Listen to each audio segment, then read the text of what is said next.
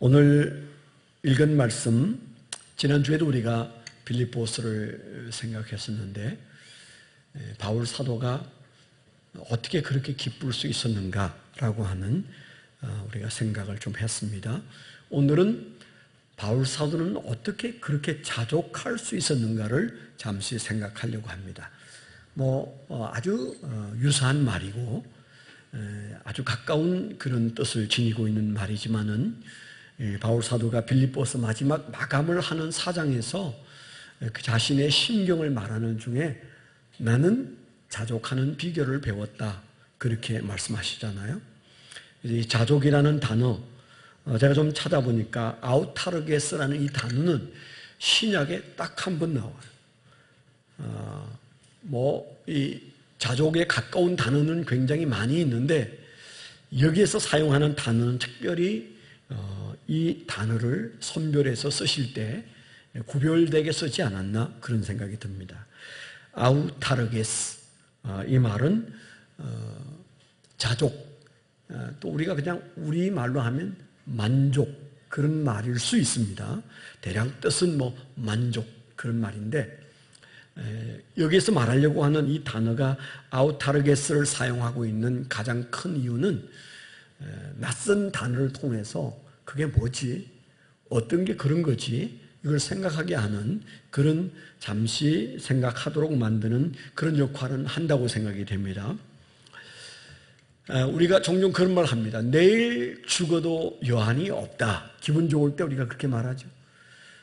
여러분 상태는 어떻습니까? 내일 죽어도 난 아무 여한이 없어. 그런 만족이 여러분 마음속에 있으신가요? 대체로 제가 이렇게 보면 대부분의 사람들은 만족하기를, 미래 어느 날 만족한 세상이 오기를 기대하면서 오늘 참고 사는 분들이 대부분입니다. 잠자리에 들 때 내일이나 훗날에 좋은 일이 있을 것을 기대하고 오늘은 참 힘들었다, 오늘 같으면 인생 참 살맛이 안 난다, 그런 생각을 하면서 잠자리에 드는 사람이 굉장히 많습니다. 그 이유가 어떻든 간에 만족함으로 잠자리에 드는 사람보다 만족을 기대하면서 잠자리에 드는 사람이 훨씬 많은 것이죠. 우리가 이런 세상을 사는 그리스도인으로서 우리는 세상 사람과 좀 달라야 될 일들이 한두 가지가 아닙니다. 적어도 세상 사람보다는 만족스럽게 살아야 합니다. 오늘 만족을 모르고 사는 사람이 누구에게 전도할 수 있을까요? 그 만족이 안 믿는 사람이 이해가 되든 안 되든 간에 우리가 만족하는 구석이 없고 그 만족의 크기가 크지 않으면 누군가에게 예수를 전할 수 없습니다. 입이 떨어지지가 않아요. 여러 이유 때문에 우리는 만족해야 되지만 우리가 하나님의 자녀로서 그 부모가 만족하게 살기를 기대하시는 그 은혜 가운데 우리가 하루하루 살고 지나간 한 주간 살았습니다. 자식이 부모 앞에서 늘 괴로워하고 슬퍼하고 울부짖고 그렇게 산다면 그 부모의 마음이 얼마나 힘들겠어요. 효도 아닙니다. 그래서 우리가 하나님 앞에서 사는 하나님의 자녀된 우리가 만족하게 사는 것은 하나님의 뜻입니다. 항상 기뻐하는 것이 하나님의 뜻이라고 기록되어 있잖아요. 근데 우리는 그런 말씀 앞에서는 조금 조심스럽습니다. 정말 내가 그래서 하나님의 뜻을 이루는가? 그렇게 스스로 물으면 대답이 궁해지죠. 제가 교인들과 대화할 때 잘 묻지 않으나 묻고 싶은 질문이 항상 두 개 있어요. 하나는 성령 충만하십니까? 그거 물어보고 싶어요. 저분이 성령 충만한지 안 한지 묻고 싶어요. 근데 제가 여러분들에게 그렇게 묻는 일이 극히 없습니다. 왜냐 하면 그 대답 때문에 제가 힘들까 봐 묻기가 좀 어렵고요. 그리고 오늘 만족하십니까? 오늘 삶, 요즘 삶이 만족스럽습니까? 그렇게 묻고 싶은데 그 참 묻기가 좀 그래요. 대부분 그렇지 않은 것처럼 느껴지기 때문입니다. 그래서 겨우 하는 인사가 안녕하십니까? 정도고 밥 먹었습니까? 그 정도 우리가 인사를 하잖아요.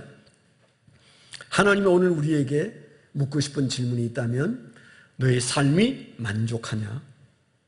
자족하고 있느냐? 그런 질문을 묻고 싶은 거죠.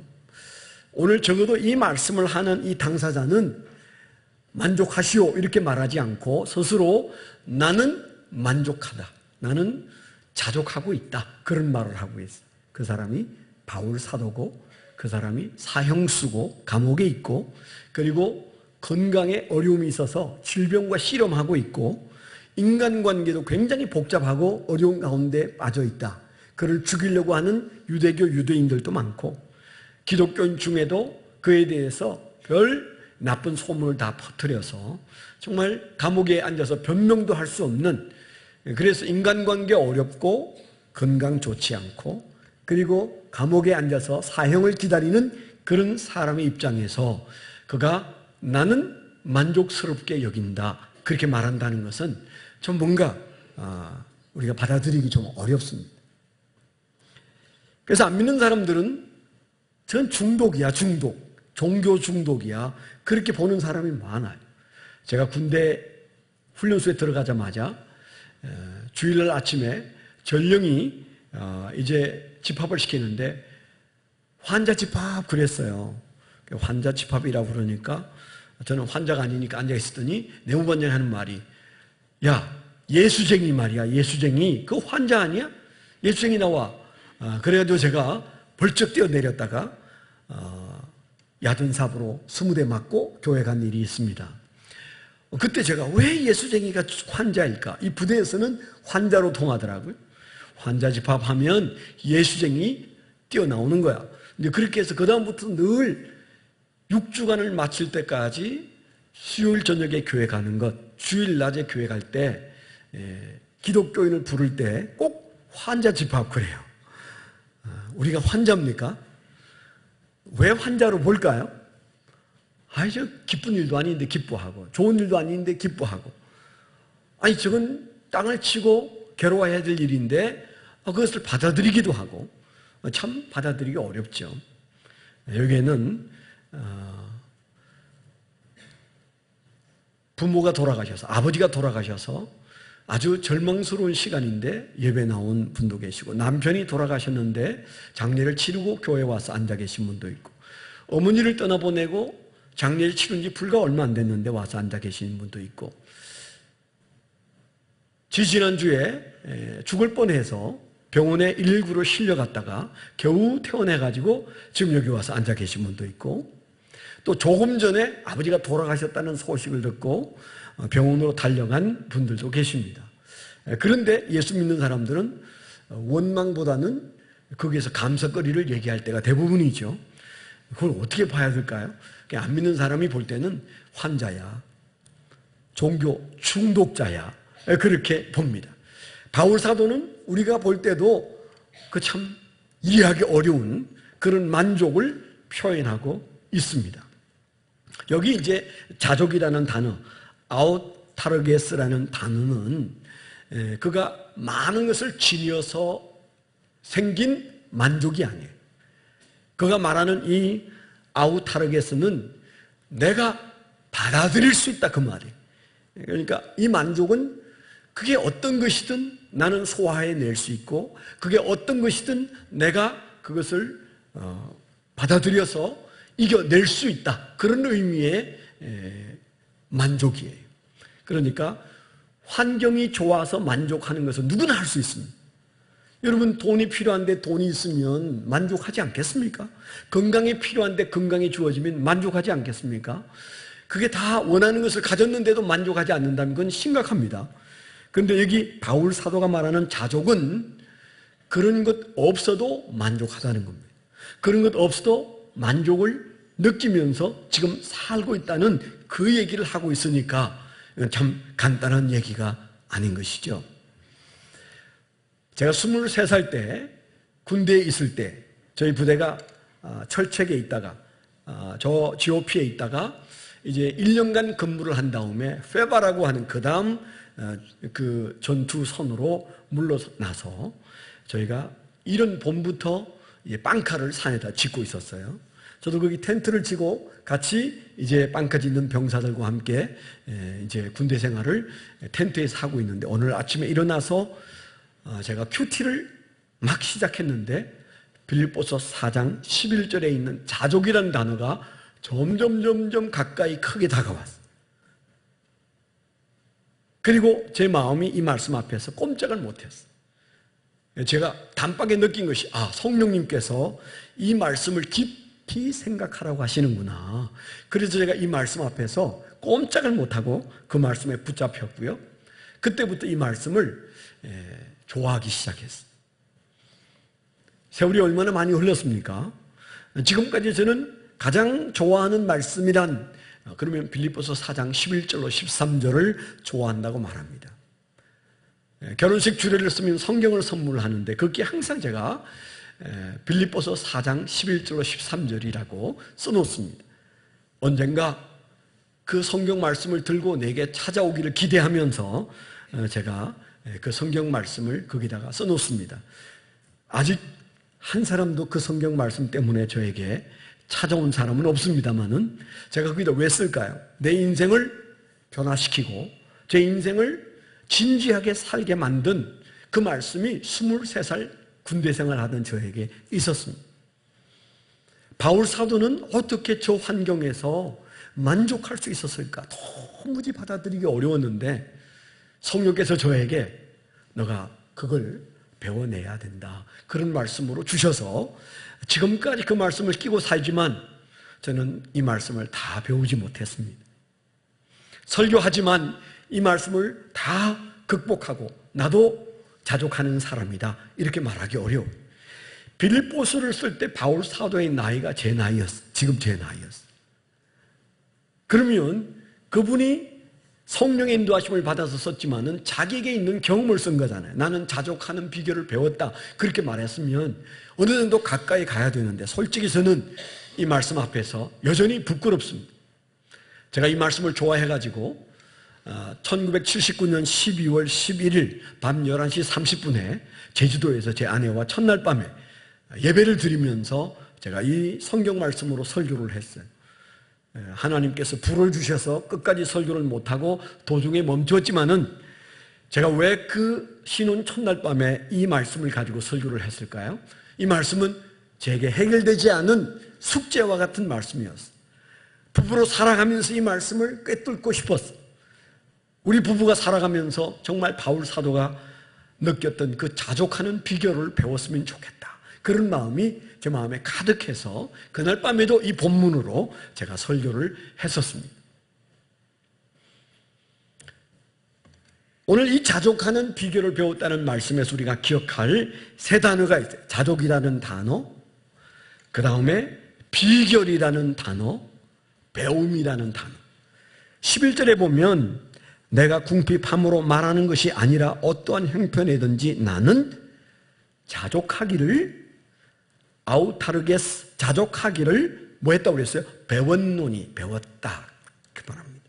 12절에 가면 끄트머리에 나는 비천에 처할 줄도 알고 풍부에 처할 줄도 알아 모든 일 곧 배부름과 배고픔과 풍부와 궁핍에도 처할 줄 아는 일체의 비결을 배웠노라 그렇게 말합니다. 그러니까 이 11절과 12절에 자족이라는 단어, 그 다음에 비결이라는 단어, 그리고 배웠노니, 배웠노라, 배웠다는 말이 두 번 나오는 그런 말씀이 여기에 있습니다. 그러니까 바울 사도의 자족은 어느 날 하늘에서 확 내려와가지고 나를 덮어 씌워서 그냥 그렇게 기분 좋게 살았다 그 얘기가 아니에요. 이건 배운 것이다 그렇게 말해요. 배운 것이다. 여러분 신앙은요 하늘에서 내려오는 것도 있지만 배우는 것이 더 많습니다.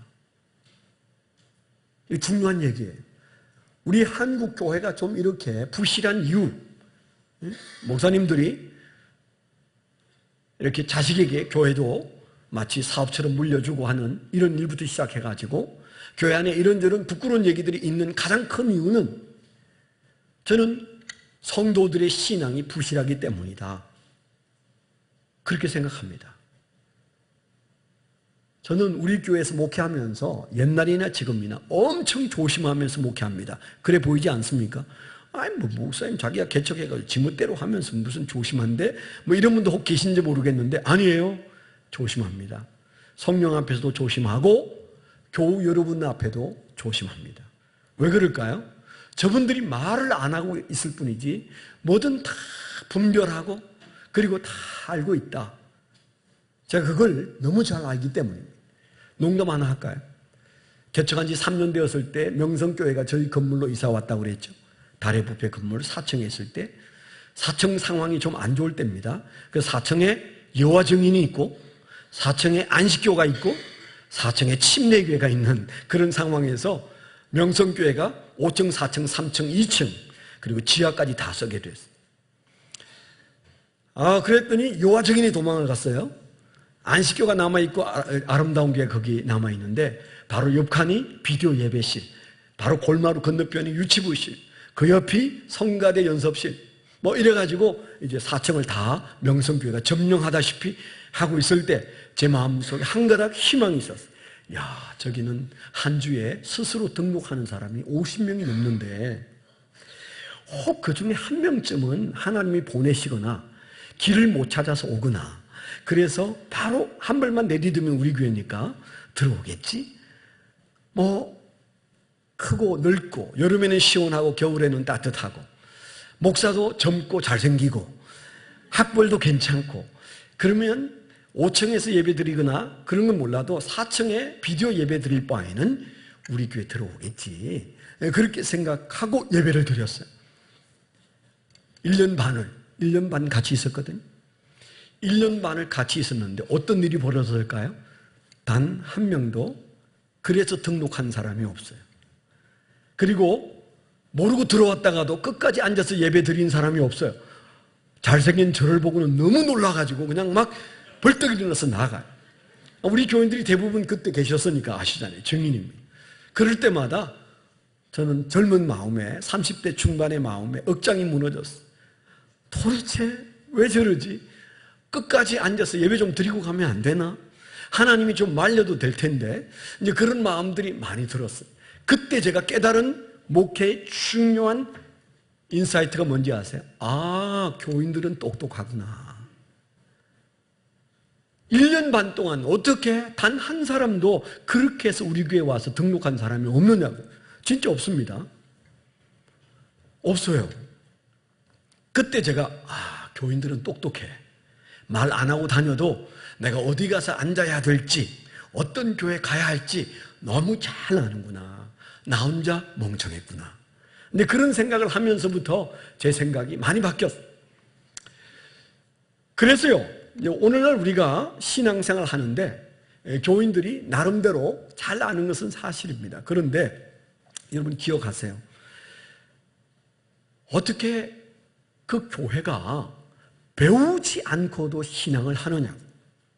예수님이 세상에 오셔서 3년 동안 열심히 가르치셨어요. 복음서 어디를 열어도 가르치는 장면이에요.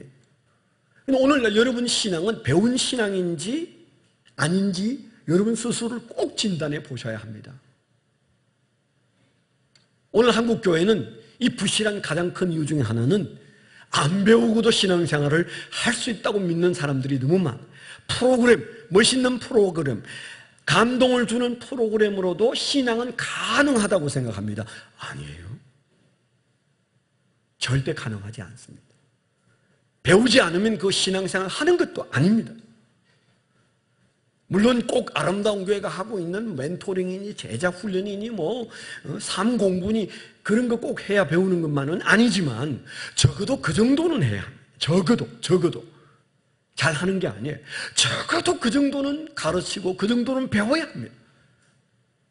예수님이 그렇게 가르치셨고 제 아들이 그렇게 배웠고 바울 사도가 지금 뭐라고 말합니까? 나는 자족하는 비결을 어떻게 했다고 그랬어요?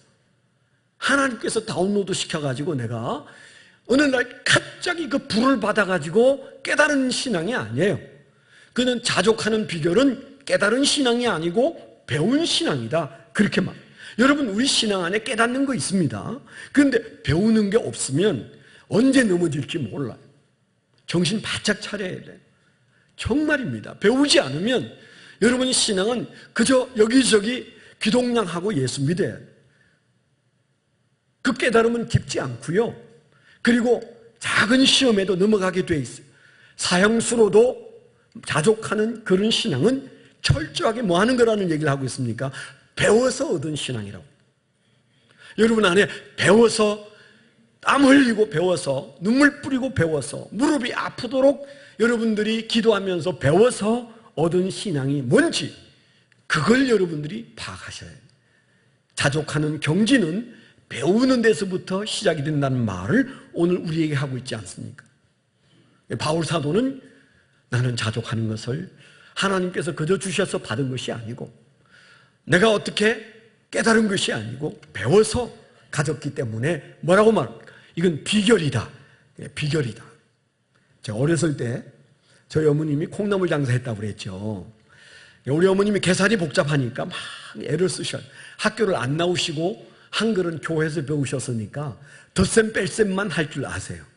그래서 이제 가서 곱셈 나눗셈으로 이렇게 도와드리면 아주 경외감을 가지고 저를 쳐다봐요.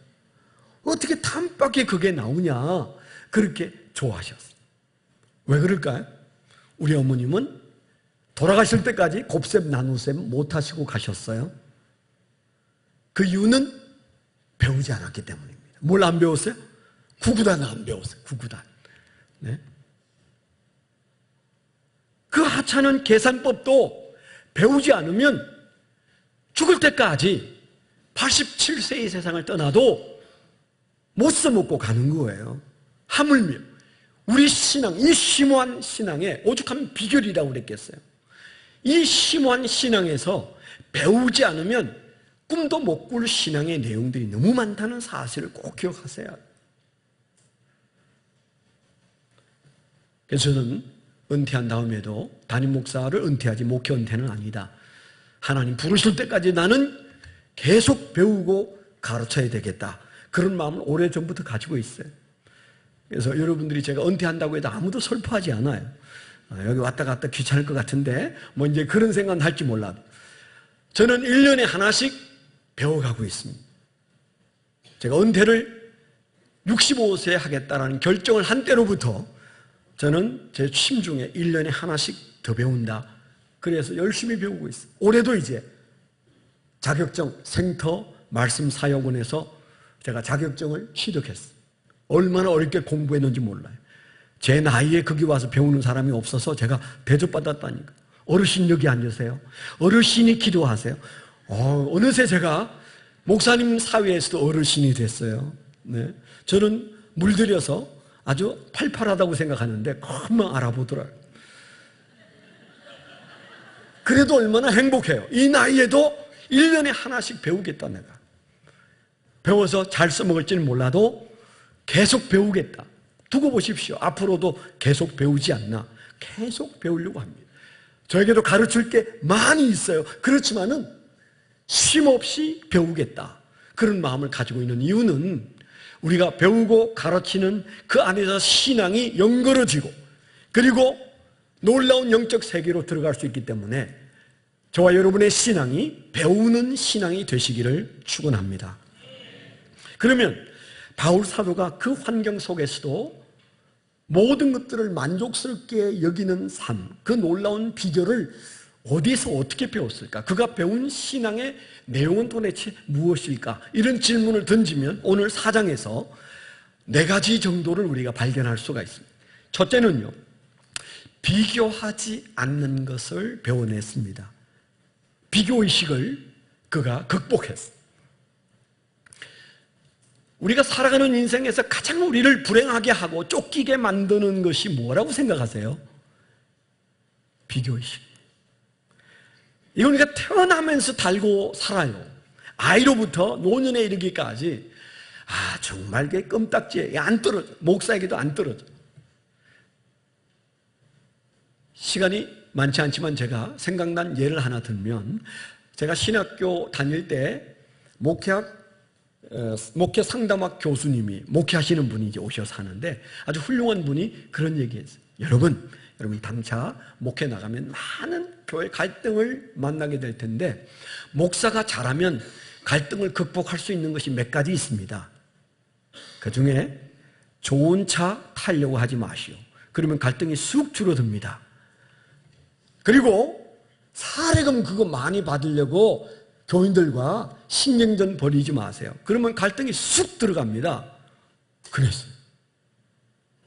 그리고 그분이 하신 말씀이 목사가 좋은 차 타도 그거 심령이 편해지는 거 아니에요. 괜찮아. 아무거나 타셔도 돼. 목사가 사례금을 많이 받으면 그것 가지고 어디에 쓰겠어? 카바레 가나? 못 가. 그것 가지고 무슨 치부하나? 사례금 축적해가지고 부자 됐다는 목사를 본 적이 없어. 목사는 그 돈 가지고 다 들어오는 대로 쓰게 돼. 그런데 뭐 사례금 많이 받으려고 해서 그 뭐 있노? 그리고 좋은 차까지 끝. 좋은 차 얻어 타면 되지. 그거 좋은 차 몰고 다니려고 할 이유가 없다. 이 두 가지만 없어도 갈등은 확 줄어든다. 그런 얘기를 했어요. 그리고 그분이 한 얘기가, 그런데도 불구하고 목사님들은 사례금 많이 받으려고 하고 큰 교회 목회하고 싶어 하고 그리고 좋은 차 타고 싶어 하는 것 때문에 교회 안에 짜그락짜그락 서로 마음 상하는 일들이 생기는데 왜 그렇게 하느냐? 그놈의 동창회 때문에 그렇다 그랬어요. 목사가 좋은 차를 타고 교인이 많이 모이고 그리고 나 사례금 얼마 받는다. 교회가 나를 이렇게 예우한다. 그 실질적으로 자기에게 큰 도움을 못 주는데 그걸 신경 쓰는 이유는 동창회 가서 한번 뻐기고 자랑할 수 있는 그런 기회를 갖고 다는 심리가 목사님들 마음속에 있다는 거예요. 우리가 다 웃었어요. 그때는 철이 없을 때니까. 뭘 그렇게 했어요? 순교할 각오로 목회 나가는 목사님들이 무슨 그런 것 가지고 교인들하고 갈등을 일으킬까요? 그런 생각했습니다.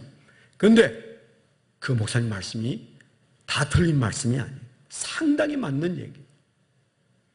저도 그래서 비교적 조심하고 살았어요. 좋은 차 타려고 제가 여러분들에게 좋은 차 사내란 말 안 했죠? 네. 모르시나? 우리 교인이 선물한 옵티마 16년 타고 다녔어요. 그래서 칭찬 많이 받았어요. 친구들이나 선배나 후배들에게도. 이 큰 교회에서 옵티마 타고 16년 타는 목사가 세상에 어디 있어요? 없어. 저는 그 차 지금도 우리 지하에 있습니다. 잘 굴러다닙니다. 그랜저 또 어떤 교인이 사주셔서 그랜저 타는데 좋긴 하대요. 네. 옵티마는 아무리 밟아도 180이 안 나가는데 그랜저는 220 나갑니다. 그래서 좋은 차는 세게 밟으라는 건데 한번 밟아봤더니 2번 밟아봤어요. 220 그냥 나가더라고요. 이야, 좋은 차는 역시 다르네. 여러분, 그런데 그 정도예요. 그 정도예요. 그게 뭐 그렇게 대단하겠어요. 그런데 왜 거기에 신경 써서 교회 안에 갈등이 많이 생기냐고요. 사례금 그거 결국 다 남을 위해서 쓸 돈이라면 목사가 그거 왜 많이 받아야 되는데, 안 그래요? 저 많이 안 받습니다. 받을 만큼만 받습니다. 갈등 일으킨 적 없잖아요. 사례금 때문에 갈등 일어난 적이 있습니까? 차 때문에 일어난 적이 있습니까? 그것만 없어도 교회는 조용해. 왜 그게 있다고요? 동창회.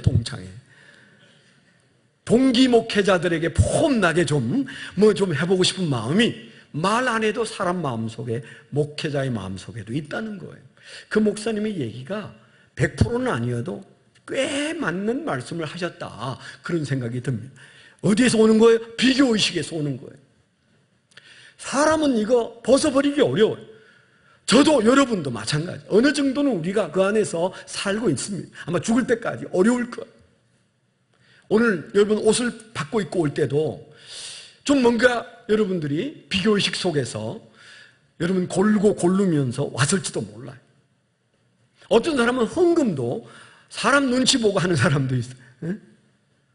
내가 집사니까 장로니까 이 정도는 해야 되는데 그러지 마요.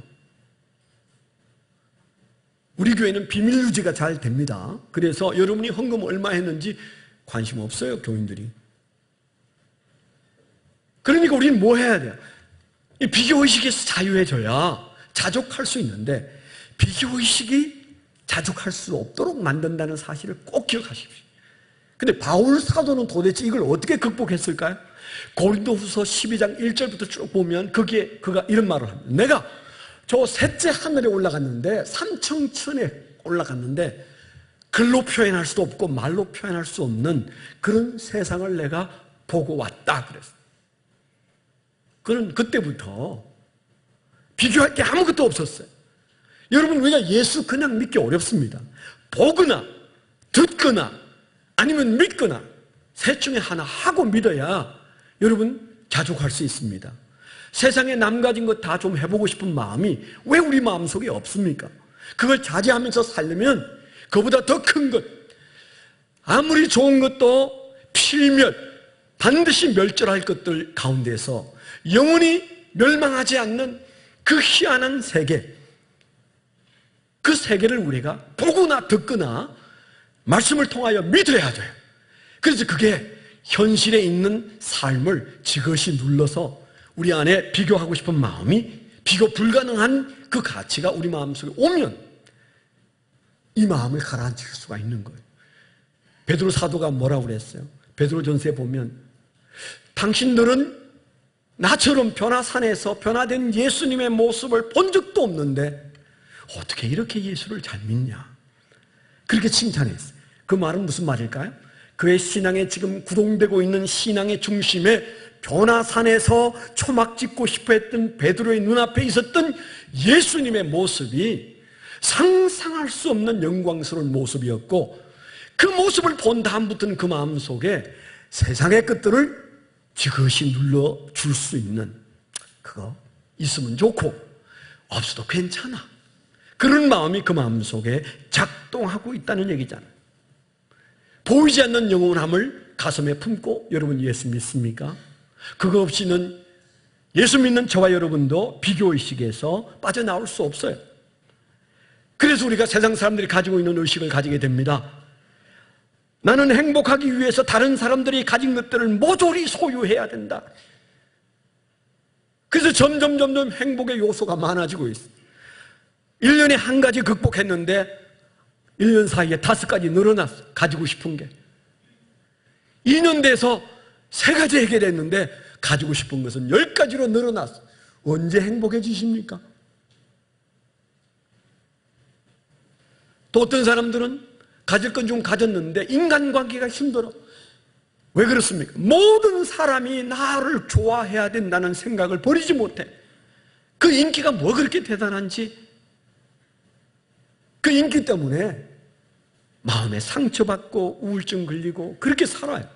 여러분, 어떻게 모든 사람이 다 나를 좋아할 수 있겠어요? 예수님이 그렇게 사셨습니까? 아닙니다. 예수님은, 어쩌면 예수님을 미워하는 사람이 예수님을 좋아하는 사람보다 더 많았을 거예요. 저도 종종 그런 유혹에 빠집니다. 우리 교인들이 다 나를 좋아하겠지. 근데 11월 달 앙케이트를 하면 꼭 안 좋아하는 사람이 몇 사람 나오. 설교 은혜 안 됨, 내용 별로 없음, 설교 길이는 엄청 김, 뭐 이런데 표시를 했고, 거기에다가 또 이렇게 주석을 달아놓으면 무릎을 꿇고 사십시오, 뭐 이렇게 써놓으면 아마 여러분 중에 있을 거예요. 근데 수많은 사람이 목사님 행복합니다, 건강하십시오, 존경합니다. 그래도 안 보여. 그게 다 안 보여. 그냥 한 두어 사람 그렇게 쓴 것 때문에 어떤 인간이지? 필적 조회하면 나오는데 아직 한 번도 수십 년 했어도 필적 조회 한 적 없습니다. 아무개가 중요한 게 아니에요. 왜 그는 만족하지 못할까? 그게 신경 써요. 내가 다 만족시킬 수는 없지만 어떻게 하면 도와줄 수 있을까? 그게 안타까울 뿐이에요. 그러나 제가 잘 사는 이유는 예수님도 못한 일을 내가 모든 사람에게 존경받고는 못 살지. 아니, 그런 마음으로 살아요. 그렇게 사는 것 같지 않습니까? 여러분 미워해 보세요. 그럼 난 저쪽 쳐다보고 살아요. 네. 아, 이쪽에 박 집사님이 별로 안 좋아 보여. 그러면 이쪽 김 집사만 쳐다보고 살면 되잖아. 아멘? 근데 우리 교인들 보면요, 다 그분을 좋아하고 그래도 한 사람이 탁 바늘로 찌르듯이 괴롭히면요, 그 마음이 아주 그냥 황폐해져가지고 못 살아. 마음속에 떠나야 되나 있어야 되나. 10사람이 좋아해도 한 사람이 미워하면 마음을 붙이지 못해. 그거 여러분 훈련된 신앙 아닙니다. 배운 신앙 아닙니다. 그래서 우리가 기억해야 할 것은 무엇보다도 우리는 다른 사람과 비교하면서 살지 않기 위해서 다 가져야 되는 것도 아니고 다 좋아해야 되는 것도 아니고 더 가져야 되는 것도 아니란 사실을 믿게 되기를 축원합니다. 두 번째 그가 배웠다는 자족은 뭘까요? 변화에 적응하는 것을 배웠다고 말합니다. 변화에 적응했다. 12절에 보십시오. 나는 비천에 처할 줄도 알고 풍부에 처할 줄도 알아. 모든 일 곧 배부름과 배고픔과 풍부와 궁핍에도 처할 줄 아는 일체의 비결을 배웠노라. 어떻다는 거예요? 내 인생에 업다운이 있고 정말 상상할 수 없는 일들이 올 때도, 그리고 형편이 너무너무 좋아져서 옛날을 싹 잊을 만큼 지금 형편이 좋아도 나는 여전히 다른 만족을 가지고 있다는 겁니다. 거기에서 오는 만족과 비교할 수 없는 그 어떤 것들로 내 삶을 꾸려가고 있다는 겁니다. 그 중심에 뭐가 있어요? 이런 변화에 내가 적응하는 능력을 갖추고 있다, 그런 말을 하고 싶은 거예요. 여러분, 환경은 융통성이 없습니다. 내한테 적당히 조절해가지고 다가오지 않아요. 청천벽력 같은 일들이 얼마든지 많이 다가옵니다. 우리 기억해, 환경은 융통성이 없다. 그럼 융통성을 발휘하려면 누가 해야 돼? 내가 해야 돼. 내가 융통성을 발휘하면 되는 겁니다. 제가 자전거를 요즘 좀 타려고 하는데요. 그런데 그 한강에서 자전거를 이렇게 타면 이렇게 내리막이 있어요. 내리막이 있는데 저는 그 내리막을 내려가면서 이게 코너링을 해요. 자동차도 자전거도 이 코너링을 잘하는 사람이 잘 타는 사람이에요. 그런데 제가 내려갈 때는 막 브레이크를 양쪽 손 다 잡아가지고 끽끽 그러면서 내려가서 살며시 돌아가요. 그런데 제 옆을 그때 다 지나갑니다. 브레이크 안 잡고 그 언덕배기를 내려와가지고 코너링을 하는데 막 쫙 지나가는데 너무 멋있어요. 창피해서 못하겠어요. 그래서 저는 이 동네에서 타야 되나. 네? 한강에서 타는데 창피할 정도로 잘 타요. 정말 잘 타요. 저는 티네이저 때 자전거를 배워서 지금까지 자전거를 어떻든 타고 있으니까 그러면 잘 타야 되잖아요. 그런데 그렇지가 않아요. 요즘 정말 잘 타는 사람들은 대단하게 잘 타는데, 제가 어느 날 산에 갔다가 산에서 MTB 자전거를 혼자 타고 있는 사람을 봤는데요. 이야, 그 울퉁불퉁한 언덕길을 올라가고 내려가면서 타는데요. 깜짝 놀랐어요. 우리 같은 사람은 5m도 못 갈 텐데 그 길을 아주 천천히 빠르게 막 하면서 그 바위나 언덕을 이렇게 튕기듯이 튕기면서 가는데 자세히 보면 융통성이에요. 융통성. 그걸 익혔어요. 그 길을 바꿀 수는 없으니까 자기 자신이 그 자전거와 한 몸이 되어가지고 그 몸을 높였다가 낮추었다가 그러면서 적당히 점퍼도 하면서 그러면서 달리는데요. 자전거 타는 그 사람의 융통성이 그 사람의 실력이고 그래서 달리는 것입니다. 여러분, 세상에 자전거 배울 때 넘어지지 않았던 사람이 누굽니까? 있습니까? 없습니다. 자전거를 타는 사람은 누구든 다 수도 없이 넘어진 다음에 어느 날 두 바퀴 위에 자연스럽게 손도 놓고 가는 겁니다. 수영을 배운 사람 중에 물을 안 먹고 수영을 배운 사람이 있을까요? 물 먹는 게 싫어. 그 사람은 수영 못하는 사람입니다. 세상 천지에 자전거를 배웠는데 안 넘어져 본 사람 없고 수영을 배웠는데 물을 안 먹어본 사람이 없어요. 여러분, 수영장 물이 얼마나 더러운지 아세요? 수백 명이 지나간 자리를, 그래서 거기에 파란 칠을 해가지고 물이 깨끗한 척 보이지만 정말 더러운 물에서 여러분들이 끝도 없이 그 물을 먹고, 그리고 여러분들이 이제 수영을 배우는 겁니다. 저도 어렸을 때 물도 수없이 먹은 다음에 수영을 배웠어요. 바울 사도는 어떻게 배웠을까요? 얼마나 많은 환경과의 충돌을 하면서 그가 배웠겠습니까? 그래서 그가 하는 말이, 나는 지금은 비천에 처할 줄도 알고 풍부에 처할 줄도 알아. 모든 일 곧 배부름과 배고픔과 풍부와 궁핍에도 처할 줄 아는 일체의 비결을 배웠노라. 제가 언젠가 말씀을 드렸죠. 선악과 없는 종교는 아니야. 너가 어떻든 내가 길을 평탄하게 만들어서 형통하게 만들어 주마, 그렇게 말하는데 기독교는 항상 그런 말 앞이나 뒤에 주님께서 하시는 또 다른 말씀이 있다는 사실을 우리가 꼭 기억해야 돼요. 그래서 바울 사도는 우연히 어느 날 그가 변화에 적응하는 것이 아니고 변화에 적응하기 위하여 내게 융통성이 있어야 된다는 사실을 가지고 그가 노력하고 살았습니다. 그래서 그는 하나님의 은혜 가운데 그 경지에 도달하게 되어서 오늘 우리에게 나는 어떤 처지에도 자족하는 비결을 배웠다, 그렇게 말씀하시죠. 우리가 이 세상에는 내가 다스릴 수 있는 환경도 있지만, 내가 다스릴 수 있지만 내가 노력하지 않아서 지금은 다스릴 수 없는 것도 있고, 전혀 우리가 우리의 힘으로는 다스릴 수 없는 환경들이 얼마나 많습니다. 그래서 우리가 다스릴 수 없는 환경 안에서도 만족감을 누리고 있는 이 세계를 반드시 배워내야 합니다. 로마서 12장 18절에도 할 수 있거든 모든 사람으로 더불어 평화하라, 그렇게 말씀하셨어요. 그래서 우리가 교회 안에서도 보면 이 비결을 배워가는 사람들이 표정이 훨씬 밝습니다. 교회 있다고 다 표정이 좋은 거 아니에요. 환경이 다 좋은 것도 아니에요. 어떤 환경이든 그 환경 안에서 놀라운 적응력을 발휘하는 것, 이게 신앙이고 이건 배워야 가능하다는 사실을 기억하게 되기를 축원합니다. 세 번째, 좀 더 우리가 분명히 알아야 될 세 번째는 그리스도의 능력을 사용하는 방법을 배워야 합니다.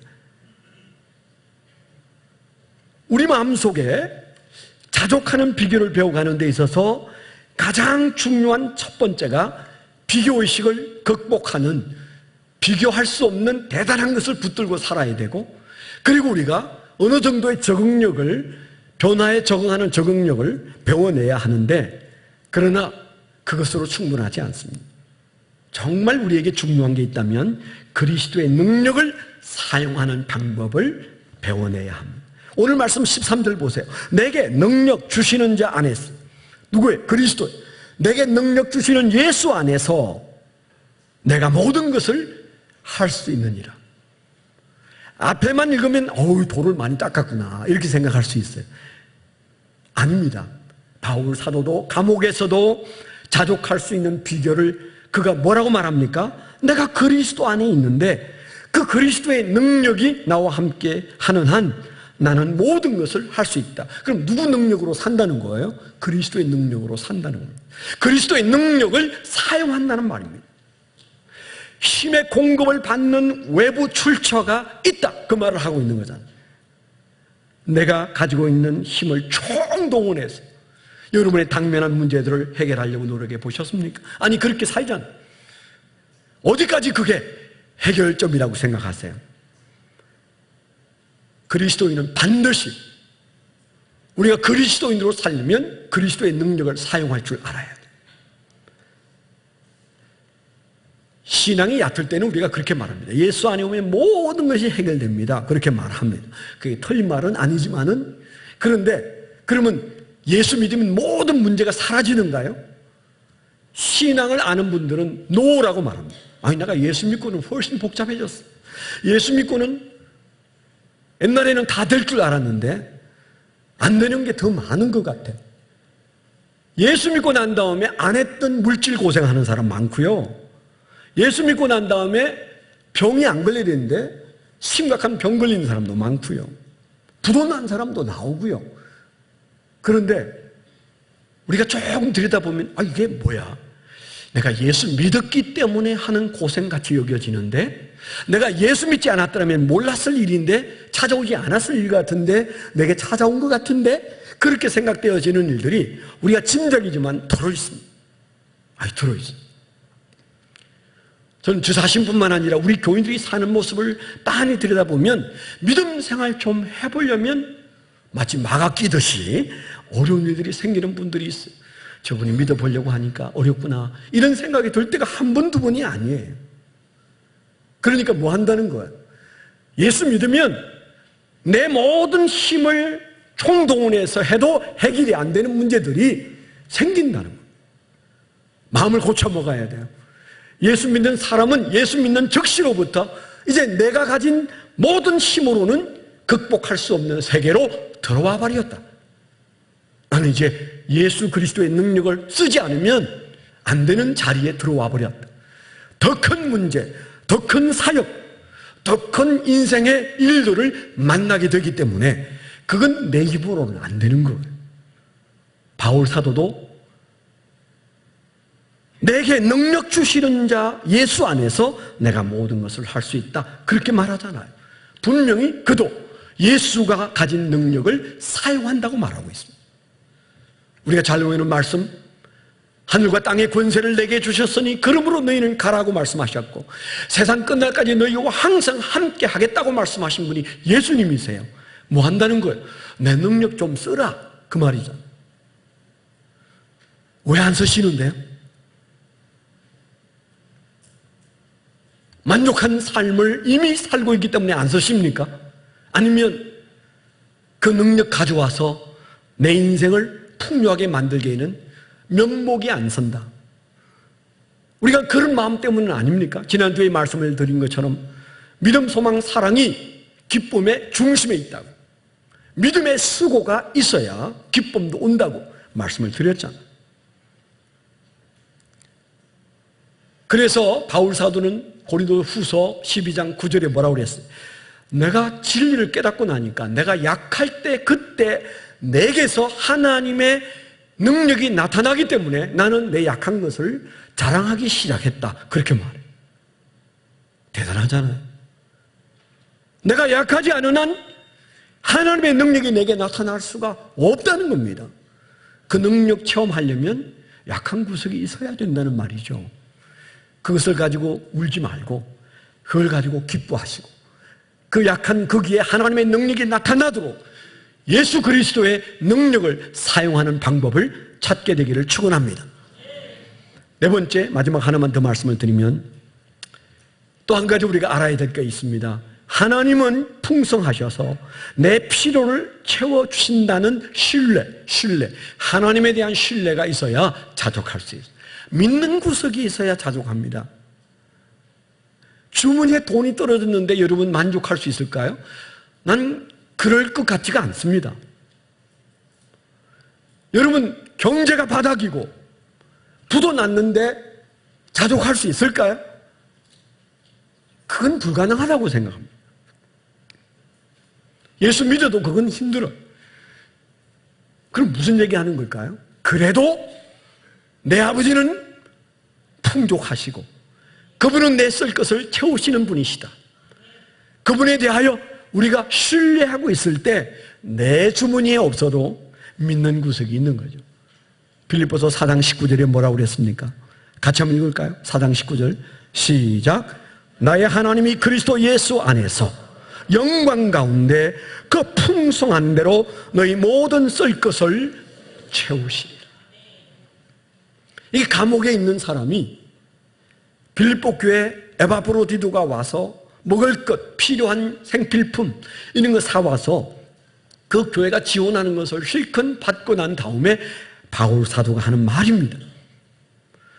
내가 당신들의 도움을 받는다고 해서 내가 가난뱅이라고 생각하느냐? 불행하다고 생각하느냐? 아니다. 당신들도 나처럼 자족할 수 있기를 위해서 너희는 하나님의 풍족하심을 믿고 그분이 채우실 것을 신뢰해야 된다, 그 얘기를 하고 있는 거예요. 마지막 보루는 하나님이세요. 우리 아버지가 부자고 내가 지금 주머니에 돈이 한 푼도 없다고 해서 나는 가난뱅이라고 우는 사람이 있을까요? 없습니다.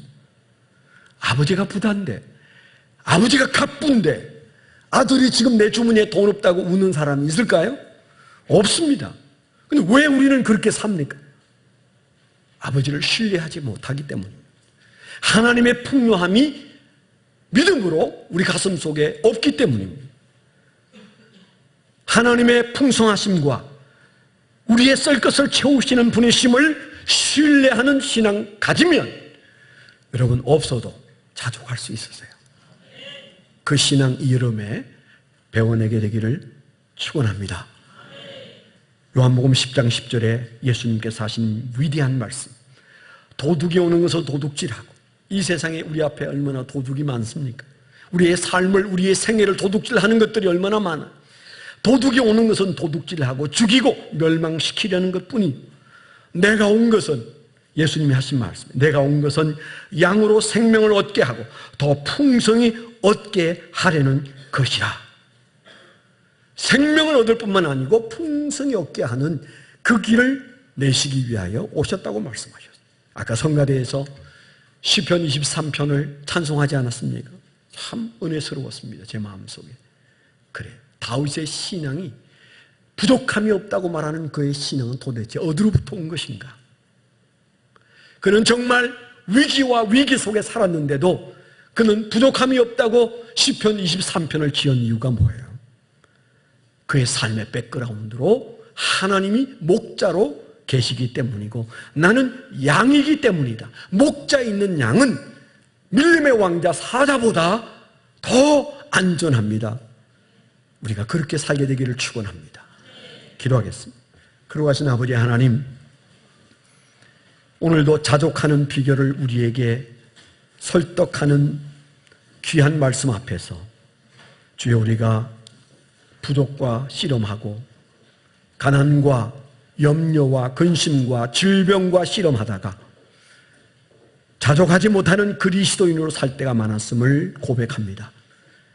주님, 이 말씀대로 감옥에 앉아서 죽음을 기다리는 자도, 병든 자도, 인간관계가 고통스러운데도 자족하는 비결을 배웠던 바울 사도를 이 한 주간 동안 우리 가슴 속에서 품고 우리의 남은 생애에서 배워내는 지혜를 허락해 주시옵소서.